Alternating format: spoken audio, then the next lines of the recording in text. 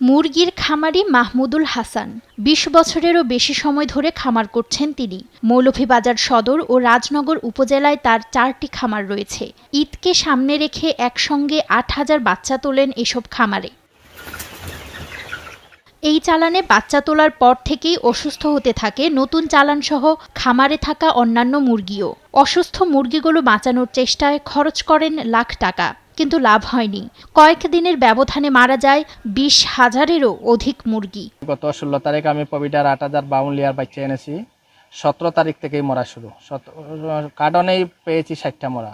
মুরগিগুলো স্বাস্থ্য পরীক্ষা নিরীক্ষার পর প্রাণী বিশেষজ্ঞ চিকিৎসক জানান, খামারের মুরগিগুলো রানীক্ষেত রোগে আক্রান্ত, যার কারণে ওষুধ প্রয়োগে কোনো কাজ হচ্ছে না। মুরগিগুলা আক্রান্ত হওয়ার কারণে রেসপন্সটা আসতেছে না।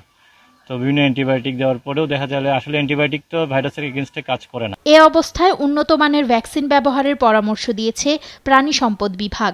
আমরা দু একটা খামারে ভিজিট করেছি, সেখানে আমরা রানীক্ষেত রোগের প্রকোপ দেখেছি এবং আমরা খামারিদেরকে পরামর্শ দিচ্ছি যাতে এই রানীক্ষেত রোগ কন্ট্রোলের জন্য সঠিক এবং উন্নত মানের ভ্যাকসিন ব্যবহার করে। রানীক্ষেত ছোঁয়াচে রোগ হওয়ায় মৌলভীবাজারের খামারগুলোতে বেড়েই চলেছে আক্রান্তের সংখ্যা। আর্থিক ক্ষতি থেকে বাঁচতে দ্রুত সহায়তা চান মৌলভীবাজারের সব খামারিরা।